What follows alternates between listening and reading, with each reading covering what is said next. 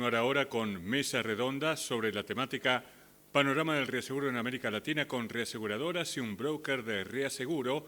Participan Lorena Jaques, Senior Client Underwriter de Swiss Re Brasil, Santiago De Lucchi, responsable de los mercados del Cono Sur de MS Reinsurance de Estados Unidos, y María del Rosario Lanonguer, Regional Director de Aon Re Argentina. Un poco lo que estamos tratando de hacer aquí de manera distinta, en el sentido de que, bueno, todos somos un poco entendidos en el reaseguro. Yo tuve muchos años en el negocio y bueno, lo sigo de cerca porque soy representante legal de algunas reaseguradoras con las cuales tengo que hacer las famosas validaciones, y con las validaciones me pongo al día con todos los contratos. Así que lo que está pasando en el mercado lo tengo en la cabeza. Pero bueno, todos los días se habla de cómo está el mercado, cómo se van a presentar las próximas renovaciones, si va a haber cambios, si no va a haber cambios, si todo sigue igual, si el criterio sigue siendo el mismo, los buenos riesgos tienen contemplación, los malos riesgos tienen castigos. Es un poco la política de siempre, ¿no? Y en algunas oportunidades también todo gira alrededor del mercado de capitales. Si hay excesivo capital en el mercado, no hay excesivo capital en el mercado, que es lo que hace la diferenciación entre mercado duro y mercado blando, ¿no? Según lo que uno escucha ahora, el mercado está semiblando, ¿no? Porque hay mucho capital, a pesar de todo lo que está ocurriendo en el mundo. Supongo que esta situación de Irán principalmente, y también, bueno, la de Ucrania, ha afectado en gran medida al mercado europeo. El mercado europeo es un mercado importante a nivel de reaseguros. Es un mercado también atractivo para los operadores de otros países. Estados Unidos, por ejemplo, tiene muchos intereses en Europa. Entonces, la pregunta es si lo que está pasando ahora marca un cambio de ciclo, si va a haber cambios, o si vamos a seguir con la misma de siempre. No solamente por el problema de los cambios geopolíticos que yo mencioné al principio de la charla de hoy, sino también por cómo la inteligencia artificial puede impactar un poco en el futuro de la actividad reaseguradora. Bueno, empezamos por las damas. Vamos a empezar pero comprendió todo, se faló. Bueno, ok. Gracias. Yo arranco y después mi colega complementa. Bueno, por el tema de, primeramente, muchas gracias por la invitación, es un gusto estar aquí representando a Swiss Re. Por el tema de geopolítico, yo creo que para Latinoamérica la afectación es mucho más indirecta que directa. Entonces, por impacto en la inflación, la volatilidad del capital, la disciplina de capital, entonces esto creo que impacta más do que directamente en una retirada de capacidad eventual.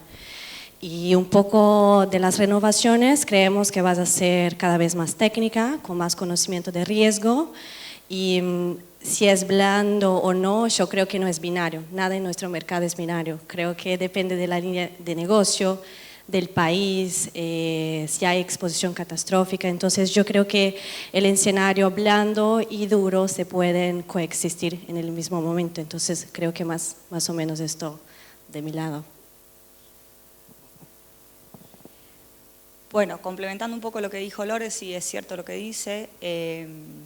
Nosotros los brokers sí esperamos un mercado blando.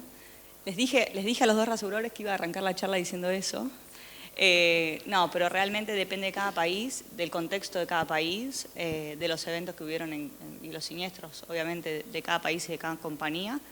Sí, claramente hay una tendencia muy blanda en el mercado facultativo, lo cual genera un poco de presión en los contratos, eso es cierto.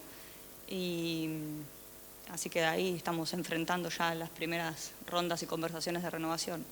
Respecto de lo que es IA, nosotros sí, puntualmente Aion está invirtiendo muchísimo en todo lo que es inteligencia artificial y estamos tratando de mejorar los procesos, tanto internos como externos de cara a los clientes, utilizando muchísimo y apoyándonos muchísimo en lo que es la inteligencia artificial, mandándole nosotros lo llamamos los submission package, que son los paquetes de información de renovación a los mercados ya mucho más procesados y trabajados, con unas formas más amigables y todo, con ayuda de inteligencia artificial. La verdad que eso lo vemos y va a impactar más temprano que tarde en el mercado. Sí, Rosario me avisó, entonces el que avisa no traiciona, dicen, ¿no? Que iba a empezar con eso.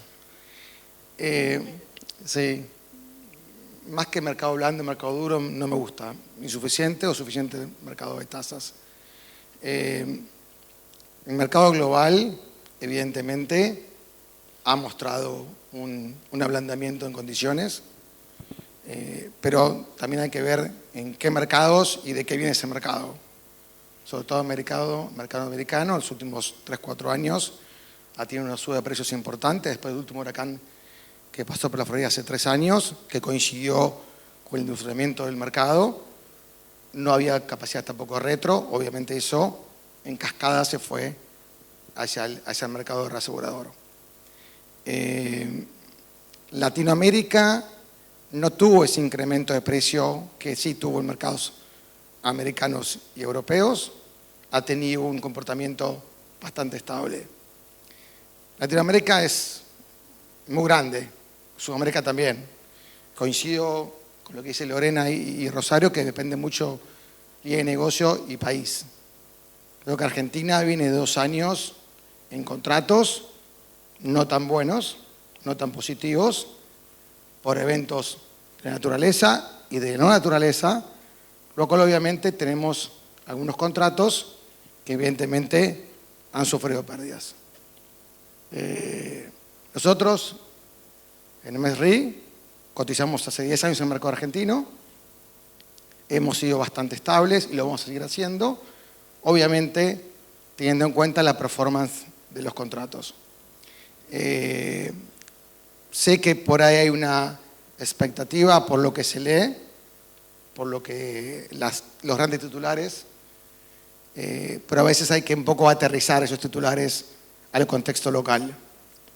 Como no se aumentó 100% en el mercado hace un par de años, cuando sí pasó en Estados Unidos y en algunos países de Europa, seguramente acá no se va a descontar como se va a descontar en esos mercados. En cuanto al tema de inteligencia artificial, sí estamos trabajando también en sistemas aprobados por entes reguladores, simplemente para ser más eficientes en la parte operativa, no en el negocio, no en la cotización. Este negocio, como saben, sigue siendo un negocio de personas. Y los que cotizamos en MRI somos nosotros, no son computadoras, no son inteligencia artificial, nosotros somos los que cotizamos los riesgos en toda la región. Se habló mucho el día de hoy, el tema de AI, y tengo una definición acá de puedo leer que saqué porque me gustaría leérselas para un poco poner en contexto, porque a veces habla de AI y la gente por ahí lo entiende, una parte, otra parte no hay, y dice que la inteligencia artificial es una rama de la ciencia de la computación que en los sistemas capaces de realizar tareas que normalmente requieren inteligencia humana. Da ejemplos: entender lenguaje, reconocer imágenes, traducir idiomas, etc. Creo que le faltaría decir que ayuda a mi hijo a hacer la tarea también, lamentablemente. Pero lo que no dice es que no ayuda a pensar ni a tener criterio para analizar los riesgos. Entonces, claramente es importante. Y para terminar el tema de AI, no sé si se enteraron, pero esta semana el Vaticano tuvo una reunión de AI, el Papa salió a hablar y dentro de esa conferencia que dio estaba uno de los creadores de la firma más grande de ahí, haciendo una autocrítica muy fuerte hacia él. La voy a leer también, perdón, pero porque esto es reciente y me parece que para dar un poco en contexto de lo que es el AI y lo que puede generar. El cofundador estuvo con el Vaticano y dijo que pidió a las voces morales externas para exigir seguridad y planteó 3 tareas de acción urgente. Desplazamiento laboral, que puede afectar al laboral, desigualdad global, los que tienen acceso y los que no tienen acceso, que eso va a marcar entre los ricos y los pobres, en pocas palabras, y que estos sistemas de AI siguen siendo misteriosos e inquietantes, incluso para los científicos que lo desarrollan. Entonces creo que el AI es bienvenido en la parte de gestión, para eficientización costos, buenísimo, pero hay que tener mucho cuidado con el uso para hacer la suscripción del negocio. Entonces nosotros, en ese sentido, sí invertimos, pero como reitero, los negocios siguen siendo administrados, gestionados y tarificados por humanos. Bueno, ¿qué rol cumple el reaseguro en momentos de alta incertidumbre, con un nivel de conflictos geopolíticos como el de ahora? Todo eso ¿cambia de alguna manera el rol del reasegurador o se mantiene en la misma línea ante estos cambios que estamos viviendo ahora? ¿Qué piensan ustedes? ¿Que va a haber cambios? ¿Va a haber cambios en el manejo del reaseguro? ¿Va a haber cambios en materia de cobertura? Bueno, después vamos a hablar un poco de los paramétricos y todo eso, ¿no? Pero que justamente los paramétricos es una novedad, ¿no? Hoy escuchaba decir de que los paramétricos son más desarrollados en América Latina que en Europa. Puede ser. ¿Es cierto eso? Pero será porque los paramétricos ahora se están encaminando hacia los riesgos catastróficos, moderados o importantes, pero los riesgos catastróficos están en todas partes. Europa también los tiene. Así, pero bueno, tenemos las coberturas tradicionales catastróficas, pero aparentemente el paramétrico aparece como una alternativa saludable para los reaseguradores.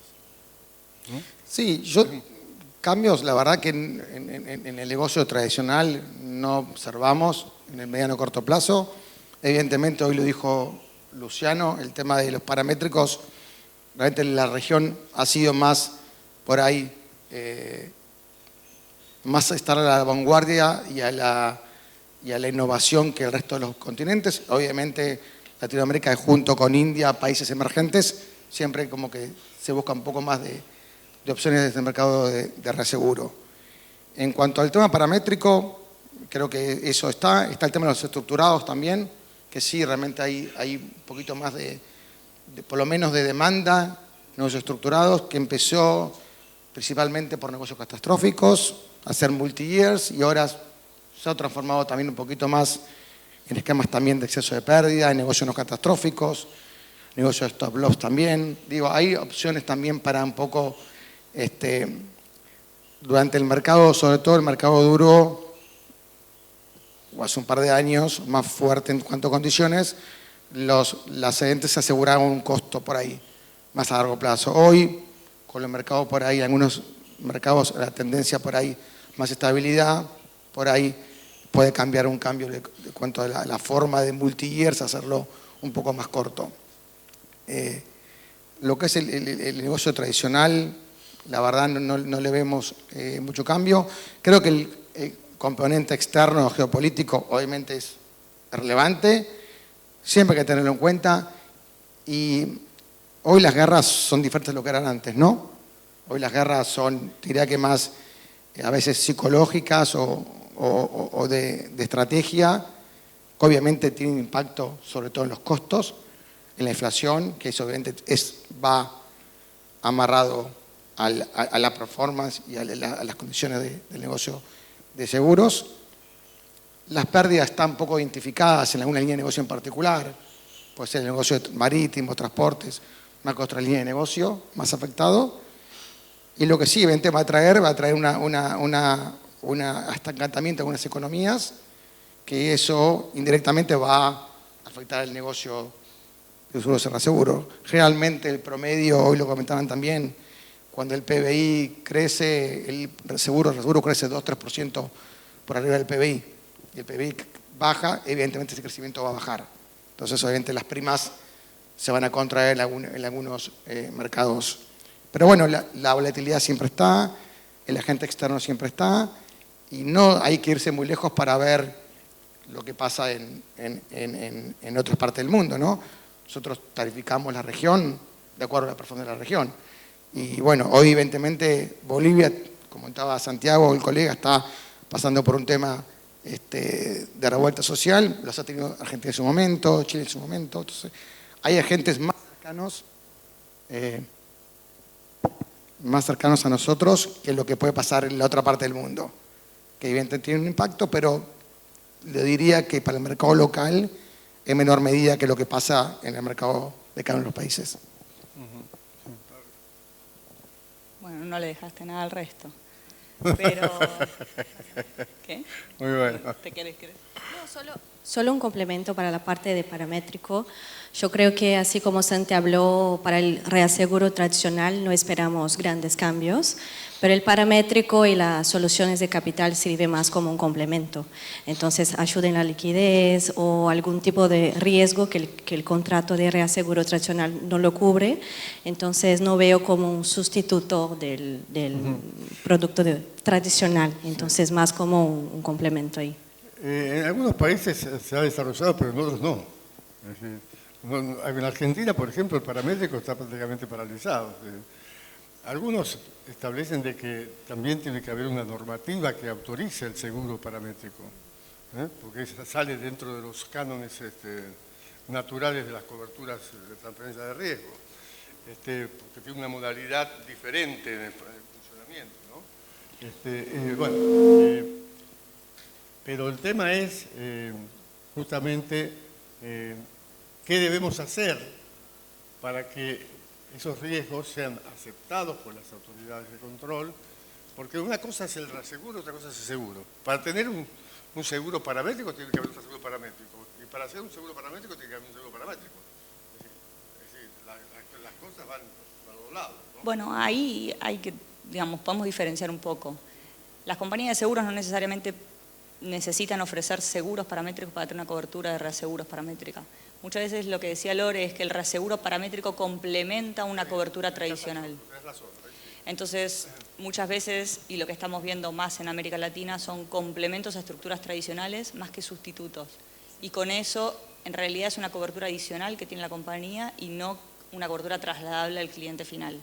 Eso sí lo estamos viendo. Yo lo analicé desde el punto de vista de agrícola, más que nada. Ah, ok, sí, porque pero... la agrícola es un seguro específico, paramétrico, que tiene un reaseguro paramétrico.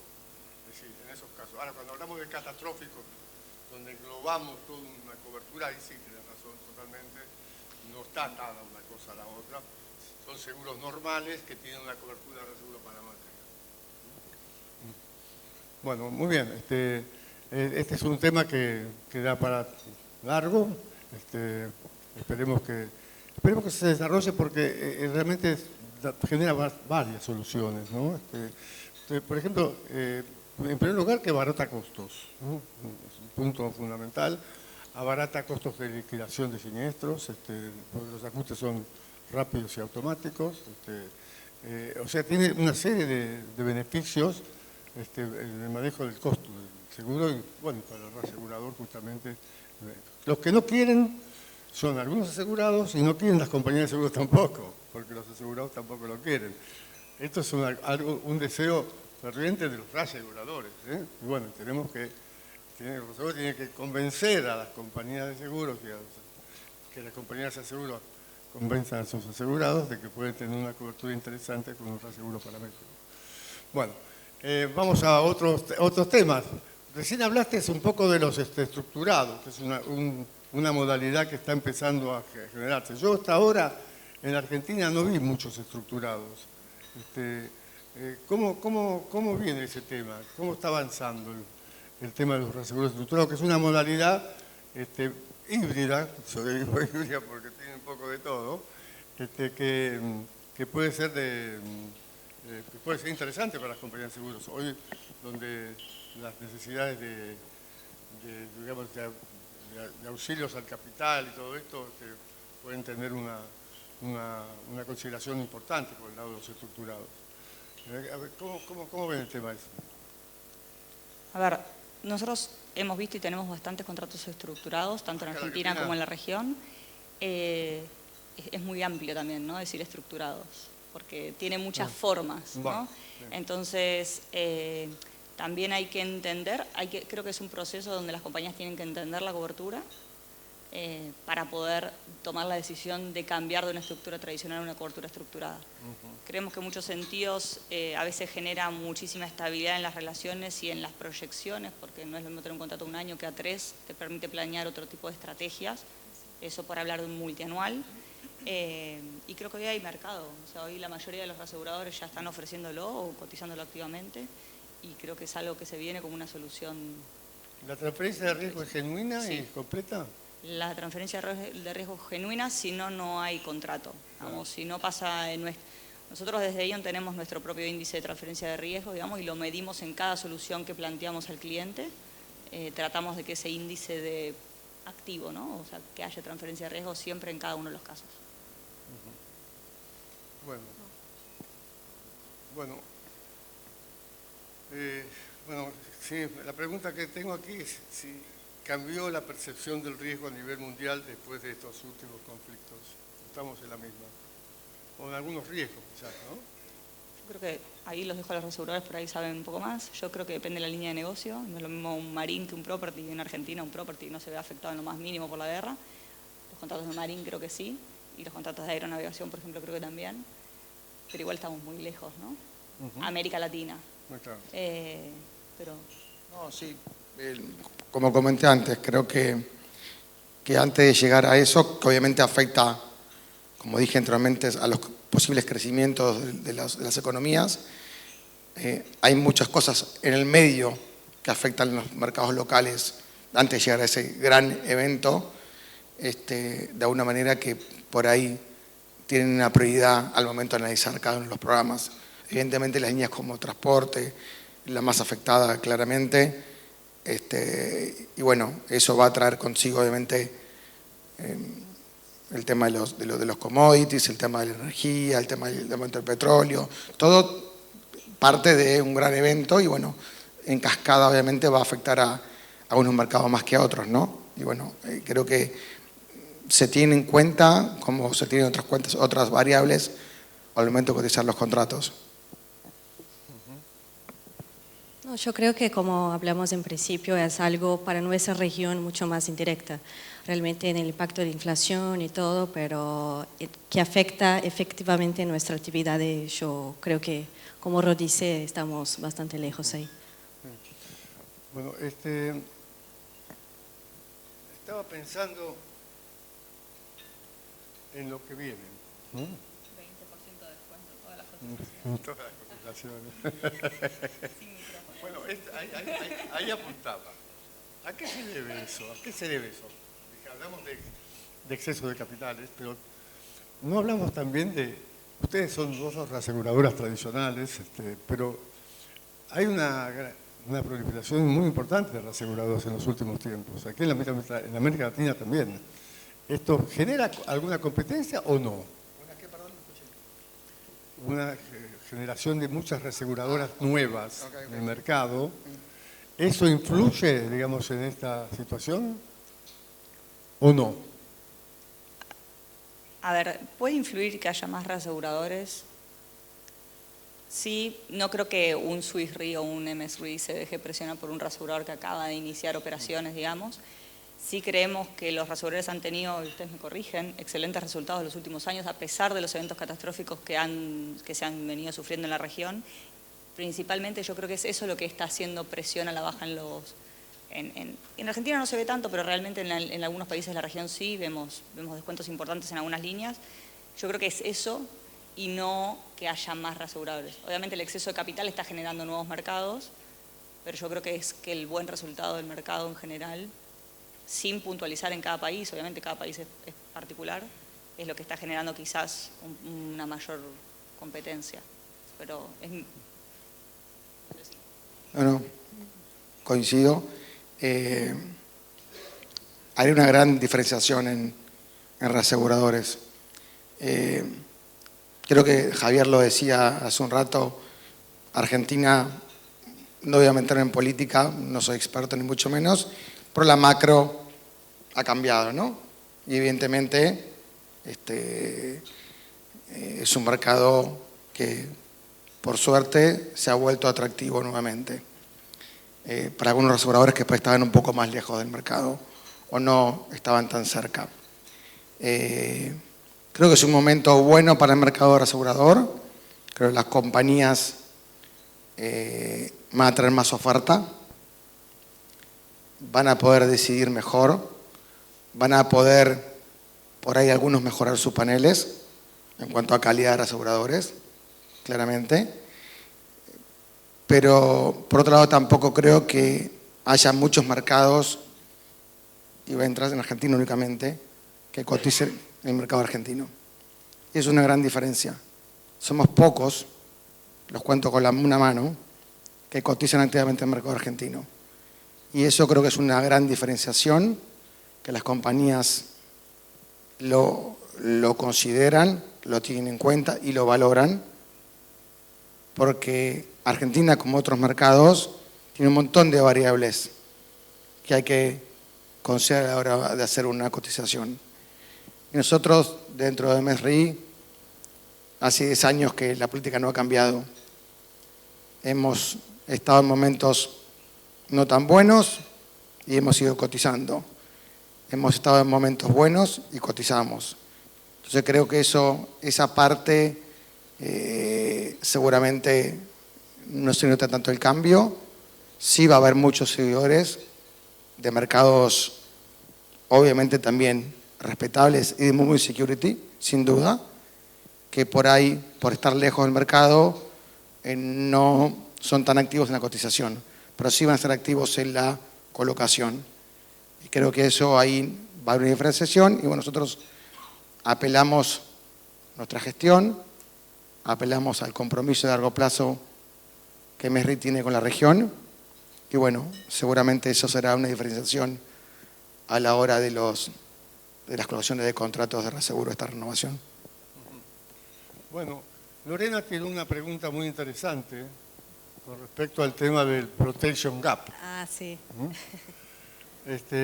Realmente hoy hablamos un poco del tema de la falta de penetración suficiente del seguro en América Latina, como una asignatura pendiente cuando el gap es inmenso. Si hablamos de penetración, decimos 3%, entonces el gap es el 97%. Pero el tema es este. Yo sé que muchos están preocupados justamente por el gap, no solamente a nivel gubernamental, por los riesgos catastróficos, que es un tema muy reiterativo, que los gobiernos traten de hacer protecciones para la sociedad en ese sentido, sino que también hay un gap por asegurado y también hay un gap por empresas. O sea que el infraseguro está también latente. ¿Por qué ustedes consideran que se produce el infraseguro? ¿Cuál creen que sea la causa del infraseguro? Porque eso no tiene mucho sentido, ¿no? Que una empresa se asegure una parte y la otra la tome como un autoseguro, por ejemplo. Sí. Que un asegurado cubra los bienes de su familia por una suma asegurada inferior a la que realmente necesitaría que asegurar. Después cuando vienen los siniestros viene el problema de que el seguro no cumple. Y el seguro, ¿cuál es el problema? ¿Es un problema económico? ¿Es un problema de falta de recursos de la gente? ¿De ahorrar costos en seguro? Sí. ¿No considerar el seguro una inversión? Es decir, ¿cuál es la razón de ese gap que es tan grande en América Latina? es gigante, ¿no? Entonces veo que es un problema mucho más social de la cultura. Nadie se habla sobre seguros, nadie se habla si compra seguros. Cultura aseguradora. Exacto, Otra vez. exacto. Entonces siempre proveemos que ni siquiera nosotros del mercado compramos seguros para nuestra casa, por ejemplo. Todo lo que sale de que es seguro de auto, nadie se habla, nadie se conoce. Entonces yo siento que las personas piensan que el seguro es un costo y no una inversión. Entonces, igual, para este tipo de catástrofe, para los cambios climáticos, esto nos ayuda como mercado a probar la importancia del seguro. Entonces, algo que siempre comentamos en Brasil sobre el gap que pasó en Rio Grande do Sul en 24, 7% únicamente de las pérdidas estaban debidamente aseguradas. Entonces, por un lado, para nuestro mercado es una oportunidad, igual es nuestra responsabilidad diseminar el conocimiento, es nuestra responsabilidad tornar accesible la información y el conocimiento de seguros. Entonces creo que el gap proteccional es justo por esto, porque las personas lo ven el costo, el seguro como un costo. Sí, ahí coincido con Lore, creo que es algo cultural. Creo que la gente no entiende lo que compra muchas veces. Me pasa a mi familia, que me traen mis primos pólizas y me dicen, estoy bien cubierto, y no, mira, electrodomésticos $1.000.000, ¿cuánto vale la tele que tenés colgada en el living? No sé, digamos. Y muchas veces se quedan tranquilos porque sacaron una póliza en el banco. Creo que igual en Argentina, por ejemplo, creo que hay un tema, en algunos países de Latinoamérica es también la crisis. O sea, la gente por ahí no llega a fin de mes, menos va a tener un seguro. Lo primero que recortás son este tipo de gastos, eso genera, porque cuando viene la catástrofe obviamente no tenés cobertura. Y creo que también hay un poco de responsabilidad de las compañías de que a veces no hay el tiempo suficiente dedicado a la cotización o a entender el cliente, a entender lo que hay detrás. Muchos tienen una póliza que ni siquiera revisaron técnicamente y el cliente no sabe, compra porque sabe que tiene que comprar, pero no entiende de seguros. Creo que hay un poco ahí de todas las partes, ¿no? Sí, coincido obviamente con lo que dice Rosario y Lorena. Creo que por ahí son dos grandes universos, ¿no? Una, la poca penetración del seguro, que está claro y se abrió también, que es un problema obviamente sobre todo de este continente. Y segundo es el tema de infraseguro o falta de cobertura. Ahí hay un problema un poco de todos, ¿no?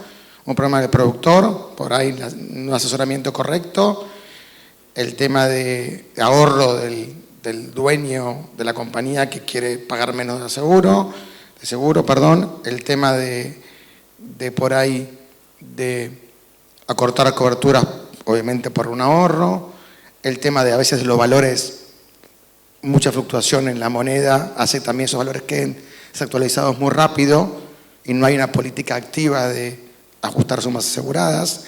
Es un poco de eso, ¿no? Es un poco de falta de ganas por ahí, por un ahorro, o también falta realmente de gestión de las personas que tienen que decirle, mira, tu riesgo no vale 1, vale 4. Si te pasa algo vas a pagar 1, no vas a recuperar 4. Bueno, es difícil también vender algo cuando la persona nunca activó la cobertura, por ejemplo. Entonces, evidentemente, eso pasa mucho. Y bueno, que evidentemente las economías, cuando hay escasez de economía, de dinero, obviamente la gente empieza a cortar por cosas que realmente no ve equivocadamente un recupero importante de lo que puede llegar a pasar. Por eso creo que por ahí se cuida mucho menos lo que debe cuidarse la familia y las casas, de lo que la gente debería estar un poco más consciente al respecto, ¿no? Bueno, nos quedan dos preguntitas nada más. La primera es, ¿quién decide la elección de la cobertura de reaseguro de una empresa?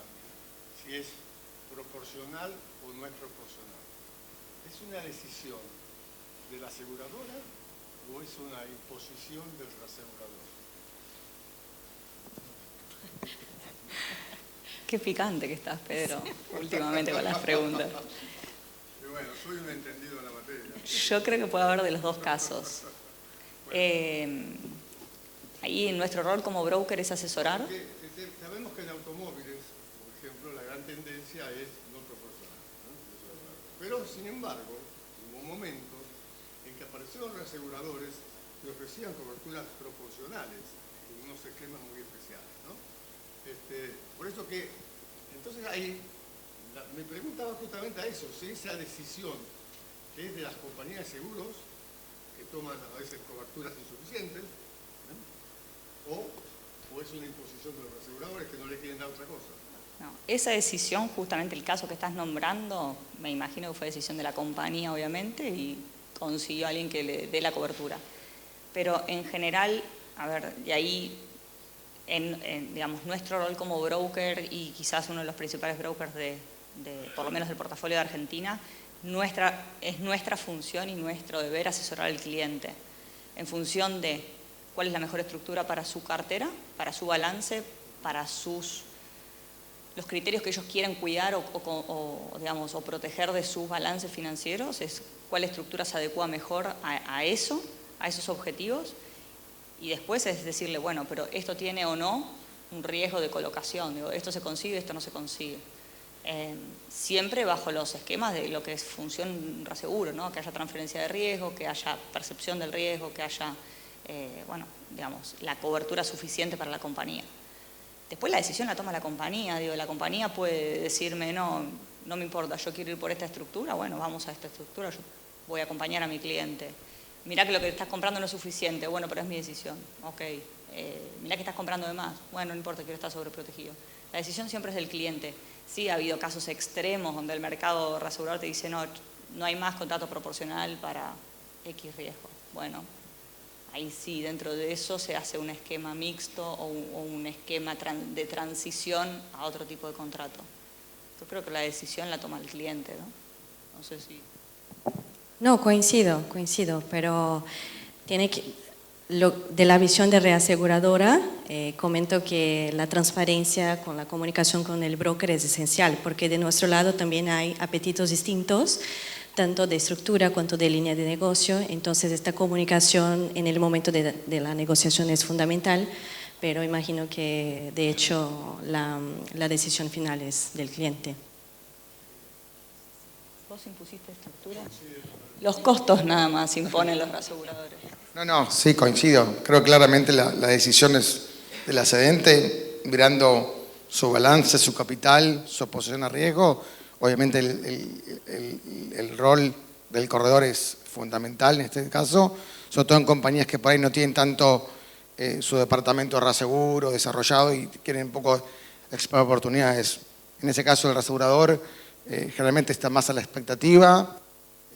En cuanto a nosotros no tenemos preferencia de estructuras, generalmente es la que estructura decide la compañía, nosotros damos una cotización. A veces viene con una sugerencia de una conversación con el corredor y con el cliente y decirle, creo que esta estructura para tu portafolio actual, esto sería algo más aconsejable, pero bueno, siempre y cuando queda en la cedente la decisión. Bueno, vamos a la última.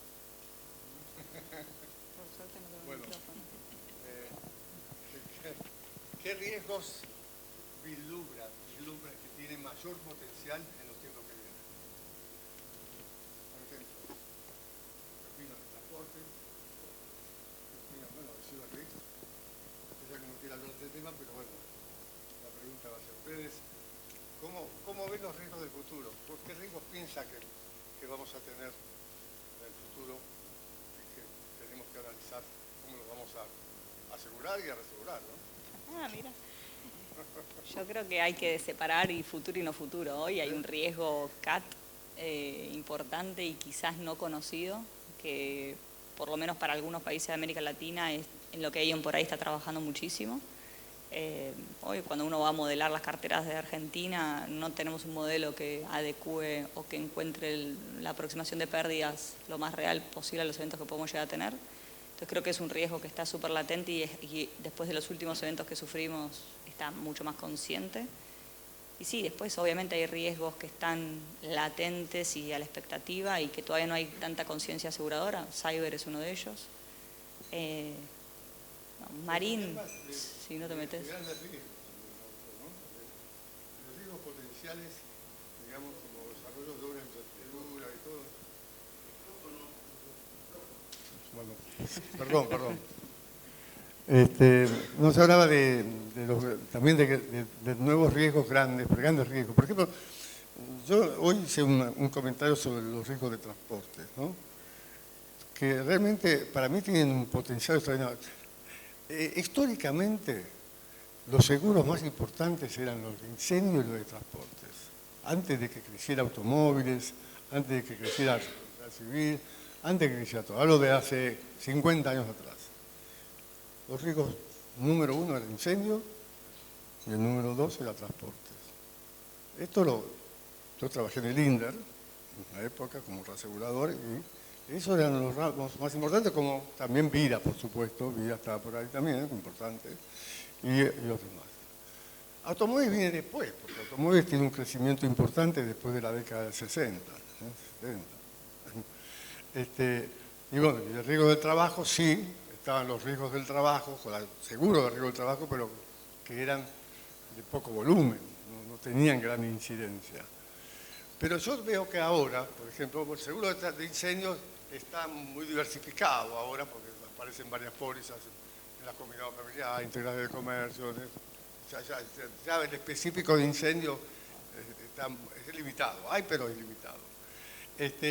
Pero, por ejemplo, transportes, que era importante en la Argentina, tuvo un gran bajón, una gran caída como consecuencia de los piratas del camino, porque hubo mucha siniestralidad en el transporte terrestre. Y también en el transporte marítimo había mucho problema también de pérdidas en los puertos, en los depósitos de aduana, en todos esos lugares, lo que han desprestigiado el deseo de tener coberturas, y muchas coberturas de transportes marítimos se hacían en el exterior, venían ya con el seguro de afuera. Bueno, eso cambió, ¿no? Indudablemente ahora con los containers las cosas están mucho mejor, el riesgo ha mejorado en muchos aspectos, los piratas del camino también tienen más seguridades.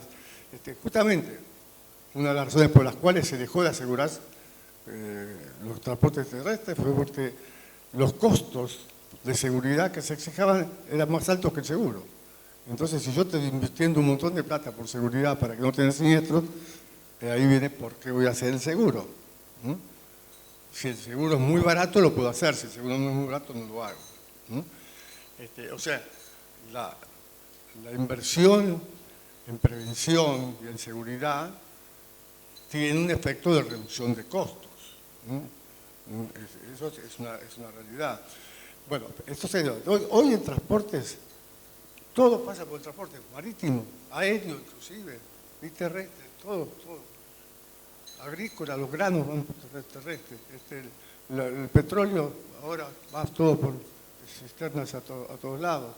Bueno, no tenés un gasoducto, un fenómeno. Cuando no hay una comunicación directa, el transporte es marítimo. Los supertanques y todo eso, bueno, está pasando ahora justamente en el estrecho de Hormuz. Bueno, es un ejemplo de justamente la importancia que tiene el seguro de transporte. El seguro de transporte para mí tiene una proyección extraordinaria, porque para mí el seguro de transporte tiene un efecto importante en las obras de infraestructura. Por ejemplo, el transporte de grandes equipos, de turbinas, de todas esas cosas, también son seguros específicos y especiales de transporte. Por lo general, facultativos, ¿no? Son riesgos muy interesantes. Yo creo que ahí hay una beta de futuro ante las inversiones que vienen, donde el seguro de transporte es importante. Es decir, por ejemplo, y creo que hay otros, muchos otros. En el terreno agrícola, como también lo mencioné hoy, creo que también hay un desarrollo, porque los seguros agrícolas son insuficientes en todas partes. Es decir, la cantidad de terrenos que se cubren con respecto a las zonas que son de explotación, digamos, o hábiles para cultivar, es ínfimo, es bajísimo. Bueno, en la medida que justamente ese es un problema del campo, en la medida que el campo tenga mayores rendimientos, los seguros también van a crecer. O sea, hay muchas expectativas de crecimiento en áreas que son muy importantes, porque el seguro agrícola para las economías de América Latina es es muy importante, Brasil, Argentina, todos esos, tenemos un caudal, bueno, también hay siniestros. Como decíamos hoy, no pretendamos tener seguros sin siniestros. Los siniestros son esenciales para que haya seguro. Bueno, esa es un poco la pregunta. Aparte del CyberRisk, ¿no? Que eso requiere también un estudio muy importante porque el CyberRisk tiene características catastróficas. Puede tener características catastróficas y bueno, todo lo que es catastrófico a los aseguradores y los reaseguradores le hacen temblar las piernas. Sí, ¿no? Pero bueno, ¿cómo ven el futuro? ¿Lo ven de manera positiva o de manera, digamos, complicada, ¿no? Ante los acontecimientos que estamos viviendo, ¿no?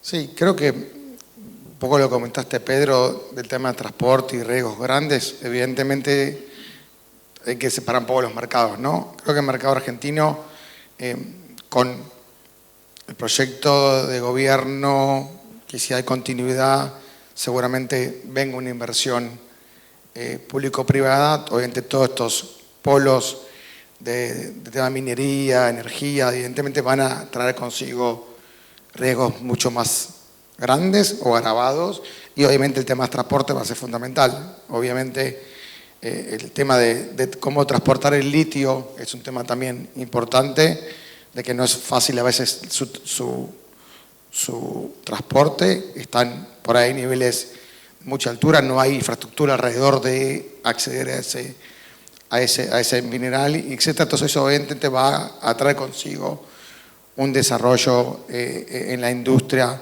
aseguradora, y bueno, creo que las cedentes están trabajando en el tema, obviamente, con expectativas importantes. Obviamente el reaseguro está acompañando esas expectativas, pero evidentemente eso va a decantar una vez que realmente en la Argentina la inversión que tanto se habla hace muchos años, de algunos gobiernos hacia atrás, realmente aterrice, ¿no? Y genere estos nuevos negocios grandes para el mercado que van acompañados de transporte, seguro de vida, etcétera, porque eso es un gran componente para la industria aseguradora y seguramente un crecimiento por ese lado. Y después el tema de cyber, que es un cyber, como decís, es un negocio que hoy está más que nada enfocado a grandes corporaciones, y la idea es un poco aterrizarlo a lo que es pyme o personales, ¿no? Que es un poco el desafío. Obviamente ahí es importante un marco jurídico, legal, las entidades para un poco supervisar.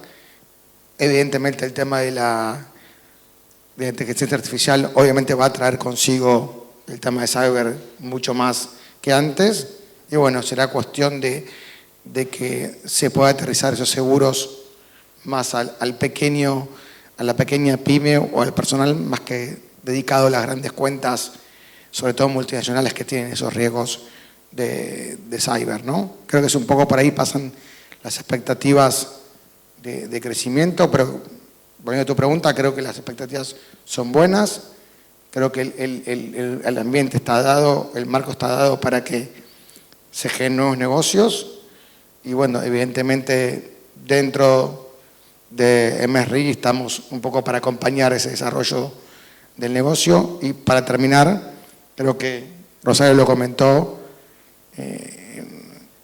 tampoco hay que olvidarse del riesgo actual, el cual todavía no controlamos tanto, ¿no?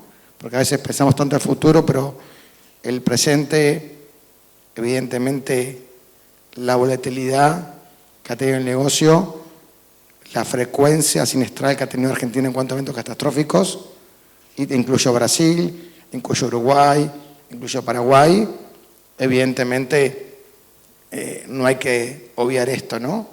Entonces creo que claramente las compañías tenemos que trabajar, incluyo los aseguradores, tener una buena base de datos, en un buen control de cúmulos, porque evidentemente no hace falta tener una gran pérdida en una gran ciudad para que haya una pérdida para la industria aseguradora, ¿no? Olvidémonos de un evento fuerte en capital, ¿no? Vamos a ciudades un poco más pequeñas y el impacto es fuerte. Entonces creo que es importante que esos riesgos, sobre todo no modelados, el año pasado creo que los colegas de Surrey sacaron una publicación que casi el 97% de las pérdidas fueron de peligros no modelados en la parte catastrófica. Evidentemente hay mucho para trabajar sobre eso, ¿no? Y eso abarca no solamente a Argentina, a todo el continente. Pero bueno, lo comento porque Argentina ha tenido una frecuencia afectando el tema de automóviles y de agricultura importante en los últimos años que no hay que perder de vista y hay que tener en cuenta a la hora de verificar un poco los riesgos. Si ya en la Argentina no tenemos riesgos no catastróficos.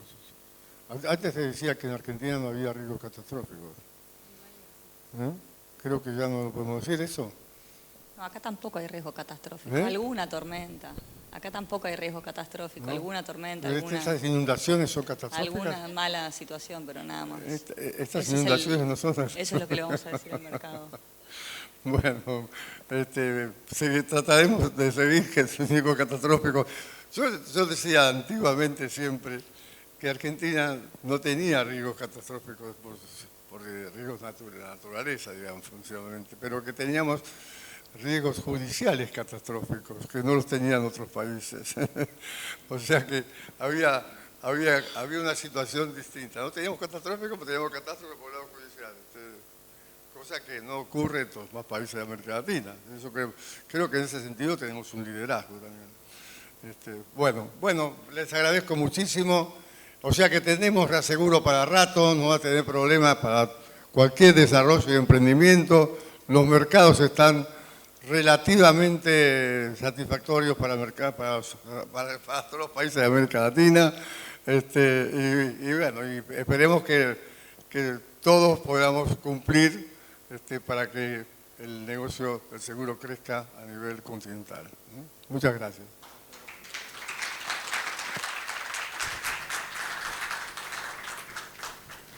Muy bien, finalizamos la primera jornada del 12º Seminario Latinoamericano de Seguros y Reaseguros. Los esperamos mañana 9:15 en punto. Damos continuidad a la segunda jornada. Feliz regreso a casa. Gracias por participar.